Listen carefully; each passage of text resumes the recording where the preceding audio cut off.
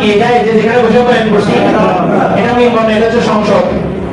এটা যদি সংসদ হয় তো আমি সংসদের স্পিকার। আমি এখান থেকে যেটা করব এটা কমিটির বিরুদ্ধে গেলেও এটা সমাজে বাস্তবায়ন করতে হবে। এটা যদি মহল্লার কোনো নেতার বিরুদ্ধে যায় তারপরে এটা বাস্তবায়ন করতে হবে।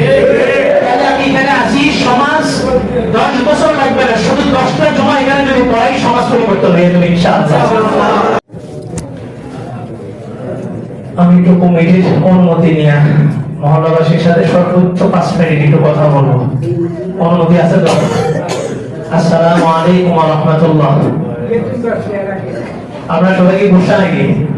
ইমামের উপরে গুসা থাকলে কিন্তু নামাজ ধরাইতে হবে। সালামের উত্তর দিলেন না? যুবক ভাইরা আছেন? যুবকরা আছে নাকি?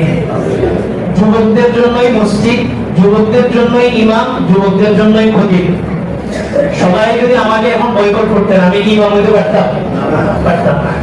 আপনারা সবাই যদি মসজিদে নামাজ না পড়েন, এই মসজিদের কোনো প্রয়োজন আছে? নাই।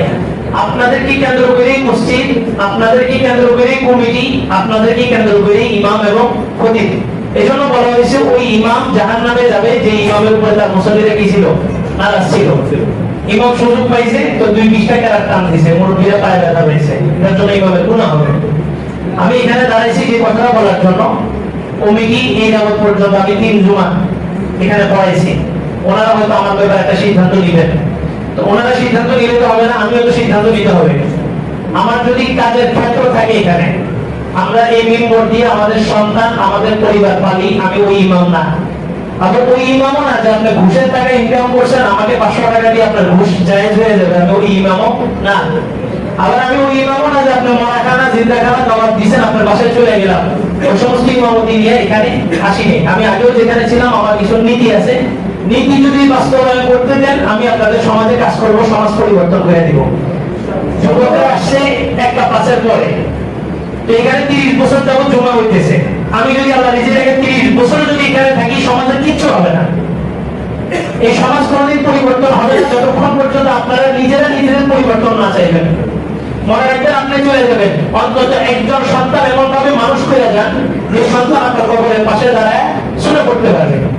আপনি বলেন ইমাম যে খতম করবে, আমি ক্ষেত্র বিশেষ বলি ইমাম যদি আপনার বাবার কবরে যায় যদি তেলাওয়াত করে আপনার বাবার কবরের মধ্যে শাস্তি হবে। কেন? তুই যোগ্য একজন সন্তান রেখে আসতে পারলি না কেন?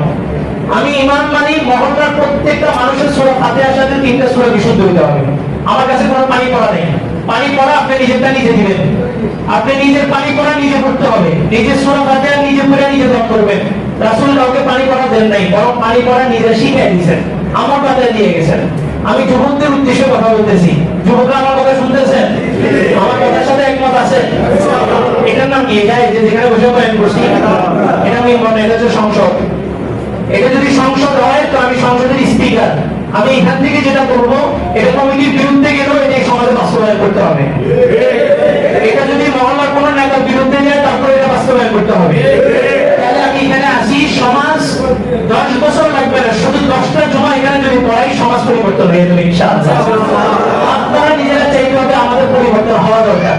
আর যতদিন পর্যন্ত এই জনসাধারণ পরিবর্তন না হবে ততদিন কোনো ভালো শাসক আমাদের নসিবে আসবে না। যেটাই আসবে এটা আমাদের আমল। আমাদের আমল যদি ভালো হয় তাহলে আমি আমার মনকে বলবো যে আমাদের আমল যেহেতু ভালো, শাসক কি হয়েছে ভালো। শাসক যদি খারাপ হয় বদনাম শাসকের করেন না, নিজের করেন যে আমাদের আমলের কারণে শাসক কি হয়েছে খারাপ হয়েছে। সব বাদ দিয়ে মসজিদ বান্ধব পরিবেশ বসাইতে চাইতেছি। প্রত্যেকটা যুবক এই রমজানকে টার্গেট করে, যে রমজান আমার জীবনে সর্বশেষ রমজান, এই রমজান আমি কোরআন শরীফ শিখতে হবে। রাজি আছেন তো? কোরআন শিখে একটা মেহনত চালু করেন, 40 দিন তাকবীরের কিছু মেহনত চালু করেন। যুবক ছাড়া মসজিদ ওটা মসজিদ না, ওটা শুধুই মাত্র একটা দালান ঘর। যুবক ছাড়া ইমাম খতিব আমি সপ্তাহে 1 দিন পাবো আপনাদেরকে। এই সপ্তাহে 1 দিন যদি আপনাকে 10 মিনিট পাই আমি আপনাকে কি সমাধান দেব? যদি আমি এখানে আসি 12:30 থেকে বয়ান শুরু হবে, 1:15, 1:30, 2টা, 3টা, 2:30 যতক্ষণ আমার মেজাজ ধরবে আমি ততক্ষণ বয়ান চালাবো। কিন্তু 12:30 থেকে বয়ান শুরু হবে, আপনারা 12:30 আসবেন তো ইনশাআল্লাহ। সর্বদিক থেকে মসজিদ বান্ধব সমাজ করেন। আমি বলি যিনি মসজিদের সভাপতি উনি মসজিদের সভাপতি না, উনি পুরো মহল্লার সভাপতি।